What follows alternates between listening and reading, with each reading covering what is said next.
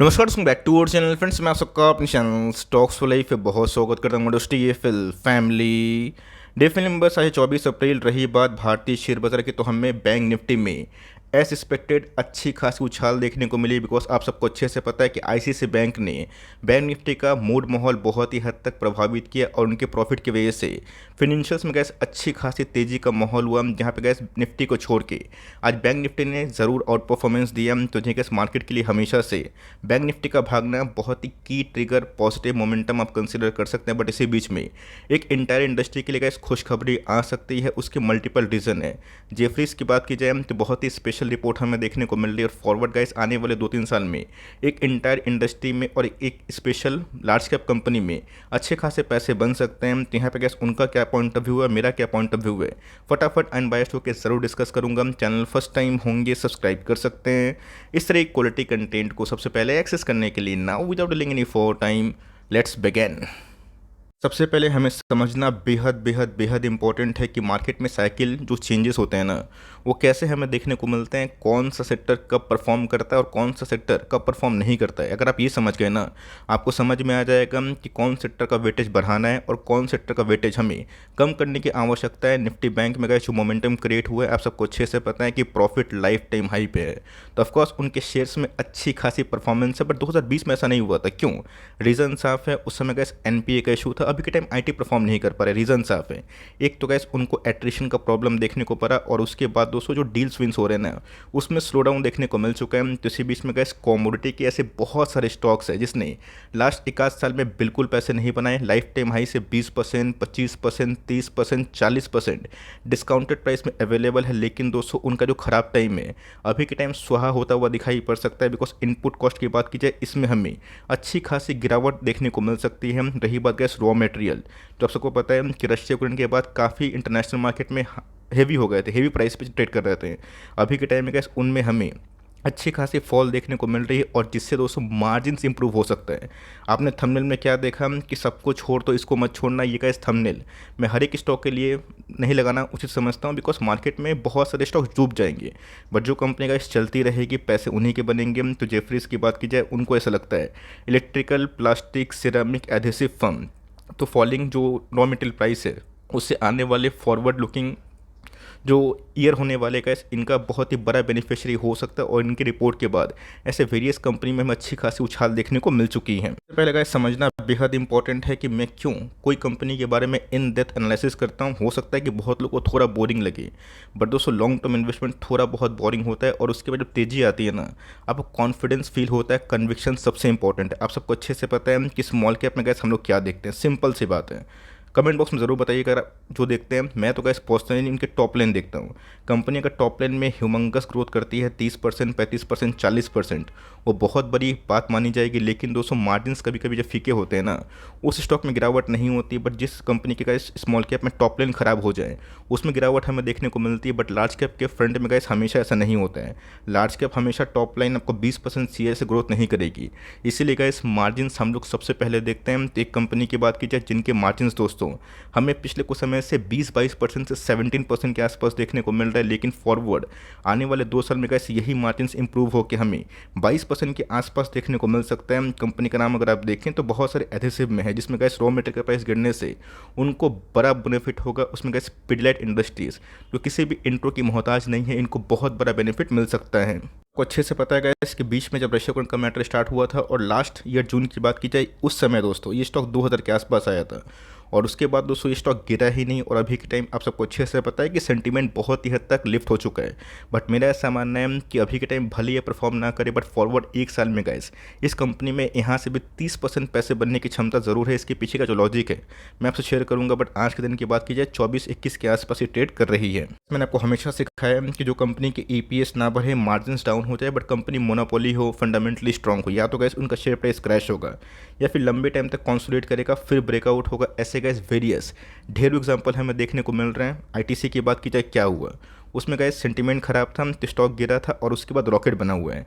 अगर margins gas कोई company के इंप्रूव होते हैं जो उनके कंडीशन के हक में फेवर डाल सकते हैं उनके ईपीएस को, तो वही कंपनी गैस लॉन्ग टर्म में एवरग्रीन ज़रूर होती है। इसी कंपनी से गैस मैं ये नहीं बोलूँगा कि आपको 5 साल में 5 गुना पैसे बना के देगी। इन सब कंपनी को गैस अगर आप मार्जिन ऑफ सेफ्टी पे डिप्स पे खरीदते हैं ना, आपको बहुत ही अच्छा मुनाफा मिल सकता है। बिकॉज कंपनी की बात की जाए, ये सब तभी गिरते हैं जब मार्केट में ख़राब माहौल हो। मार्केट में गैस क्या से क्या नहीं हो गया, बट इस कंपनी में अगर आप देखें तो स्ट्रेंथ बनी हुई है। अब ऐसा नहीं है कि कभी भी स्टॉक नहीं गिर सकता, कुछ भी हो सकता है, लेकिन यस अगर ये स्टॉक गिरता है ना, रिकवरी भी ज़रूर होगी। बिकॉज इनके जो प्रोडक्ट पोर्टफोलियो की बात की जाए काफ़ी डाइवर्सिफाई है एडहेसिव में।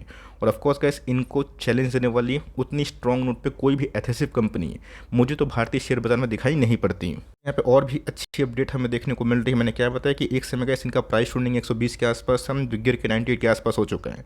1 लाख करोड़ से ऊपर की मार्केट कैप हमें देखने को मिल रही है। तो बहुत लोग ऐसा अनुमान है कि शायद से ये कभी ना कभी निफ्टी 50 का भी स्टॉक बन जाए, वो तो गैस बात की बात है। लेकिन कंपनी में हमें 500 पॉइंट के आसपास करेक्शन देखने को मिल रही है। कंपनी के आरओसी की बात की जाए, आरओई की बात की जाए, ये भी गैस मुझे क्वाइट इनलाइन दिखाई पड़ जाते हैं। यहाँ पे मैं बहुत ही इंपॉर्टेंट लेसन सिखाना चाहता हूँ, और इसको अगर आप फतेह पढ़ लिए ना, इसको अगर आप सीख लिए तो आप कोई भी स्टॉक के साइकिल्स को समझ जाएंगे। कंपनी की बात की जाए तो कोविड में नहीं गिरा था, बिकॉज इनके स्ट्रॉन्ग मोनोपोली बिजनेस के संग किडनी से ही वैल्यू बाइंग होती है। और सबसे इंपॉर्टेंट चीज़ दोस्तों, एक समय इनके ओपीएम कितने थे, 20-22-23% के आसपास थे। अभी के टाइम में अगर आप देखें टीटीएम में 17% के आसपास है। तो ऑफकोर्स गैस बहुत ही कम ऐसी कंपनी है जिनकी मार्जिन से स्क्वीज होने के बावजूद भी वो कंपनी नहीं गिरती है। तो बिजनेस समझना इंपॉर्टेंट है।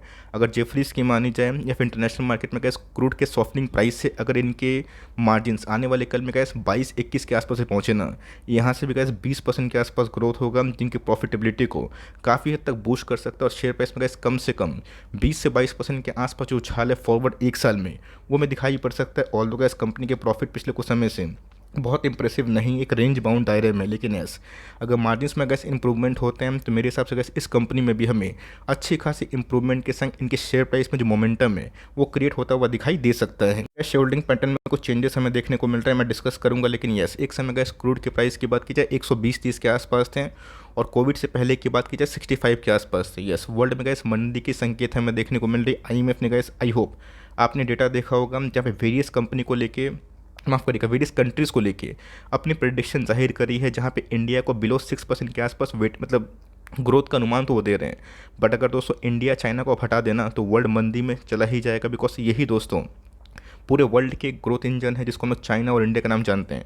रही बात कैसे इंटरनेशनल मार्केट में अगर क्रूड की प्राइस आने वाले दिनों में और सॉफ्टनिंग होंगे ना, इनके रॉ मटेरियल में और भी गिरावट होगी, जिसका कैसे इम्पैक्ट हमें कम से कम 23-24 की बात की जाए, 25-26 की बात की जाए, उसमें दिखाई दे सकता है। अगर इस प्रोमोटर की बात की जाए, थोड़ा बहुत स्टेक बढ़ते हुए देखने को मिल रहे हैं। एफआईएस ने थोड़ा बहुत ट्रिम किया है। डीआईएस की होल्डिंग की बात की जाए, वो गैस हमें थोड़ा बहुत बढ़ता हुआ देखने को मिल रहा है, तो एक अच्छा संकेत है। पब्लिक की होल्डिंग की बात की जाए तो अच्छा लगता है कि ये सब कंपनी में पब्लिक अगर अपना होल्डिंग बढ़ाती है खराब टाइम में, तो ऑफकोर्स गैस बेनिफिट जो होता है लॉन्ग टर्म इन्वेस्टमेंट का, वो काफ़ी हद तक तगड़ा हो जाता है। यहाँ पे गैस आने वाले हैं वेरियस कंपनी के नंबर्स। मैंने क्या बताया कि बहुत लोग बोल रहे हैं कि सर क्रूड के प्राइस गिरने से भी बहुत ऐसे पेंट सेक्टर है, केमिकल सेक्टर है, उसमें रैली क्यों नहीं आ रही है। मैंने गैस क्या बताया, क्रूड के प्राइस फॉल तो हुए हैं, बट मैंने क्या बताया कि इंटरनेशनल मार्केट में रेट हाइक होने की वजह से, और आरबीआई ने गैस अभी तक रेट को पॉज करने का हिंट तो दिया, बट वो कंफर्म नहीं है।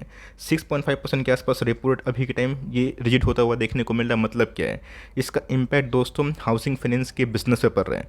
अब हाउस थोड़ा सा कम बिकेंगे, तो ऑफकोर्स पेंट का डिमांड, रही बात एडहेसिव का डिमांड थोड़ा बहुत फीका होगा। लेकिन यस एक बार गैस इंटरनेशनल मार्केट में रेट कटौती शुरू हुई, वो कभी भी हो सकती है, चाहे वो 3 महीना की बात की जाए, 6 महीना की बात की जाए, मोर और लेस दोस्तों 8 महीना, उसके बाद इंटरनेशनल मार्केट में रेट कट करना ही पड़ेगा। और तब दोस्तों हाउसिंग फाइनेंस में एक जोरदार बूम हमें देखने को मिलेगा, जिसका इम्पैक्ट हाउसिंग फाइनेंस के स्टॉक में मिलेगा, जिसका इम्पैक्ट दोस्तों जो बिल्डिंग मटेरियल्स वाली कंपनी है उसको मिल सकता है। तो मेरा ऐसा मानना है कि इसकी जो पैटर्न ये फॉर्म कर रहा है, इस पैटर्न में गैस अगर इस कंपनी को आप 2350 या फिर 2250 के आसपास ग्रैब कर लेते हैं, तो मेरे हिसाब से गैस कंपनी अच्छी है। अब बहुत लोग वेट कर रहे हैं 2200 के आसपास नीचे जाएगा, 2000-1850 होगा, इसको कोई बता नहीं सकता है। बिकॉज मार्केट में कब क्या न्यूज़ आ जाए और मार्केट घूम जाए किसी को पता नहीं होता। मैं गैस जून के महीने में स्टॉक 2000 के आसपास आया भी था, ये टाइटन पॉलीकैब की बात की जाए, वेरियस कंपनी आई भी थी, और उसके बाद हमें स्ट्रॉन्ग नोट पे क्लोजिंग में देखने को मिली। रही बात गैस कंपनी की, तो फंडामेंटल्स की कोई भी खराबी नहीं है। यस हमेशा गैस स्टॉक खरीदने से पहले हम 20% 25% लार्ज कैप में भी डाउन साइड लेके ही चलिएगा तो सही है। बट यस ये सब गैस एसआईपी वाला स्टॉक है, और इन सब कंपनी पे अगर आप ख़राब टाइम में नहीं बेचे हैं, जब मार्जिन स्क्वीज हुआ, रॉ मटेरियल के प्राइस काफ़ी बढ़ गए हैं, तो ये तो गैस बेचने का टाइम नहीं है। उल्टा आप चाहें तो फॉरवर्ड 1 साल में आप इसको परचेस करना स्टार्ट कर सकते हैं धीरे धीरे। येस, ओवरऑल वेटेज की बात की जाए 5% 6% ठीक है, ख़राब नहीं है। वैल्यूएशन पॉइंट ऑफ व्यू से तो महंगा है, बट कंपनी के मार्जिन का मुझे लगता है कि आने वाले 1 साल में, जिसको हम 4 क्वार्टर बोलते हैं, सुधरेंगे और स्टॉक प्राइस में भी हमें इजाफा देखने को मिल सकता है। तो ये गैस रिपोर्ट है जिसको आप चाहें तो डिनाई भी कर सकते हो, चाहे तो रीड भी कर सकते हैं अपने साइकोलॉजी को मजबूत करने के लिए, अपने नॉलेज को मजबूत करने के लिए। तो ये छोटी सी अपडेट थी। वीडियो अच्छी लगी तो प्लीज़ लाइक करिएगा, चैनल फर्स्ट टाइम होंगे सब्सक्राइब करके बेल आइकन को प्रेस करना भी ना भूलिएगा। तो गाइस मिलते हैं जल्दी ही, तब तक के लिए bye. Thanks for listening friends, god bless you all.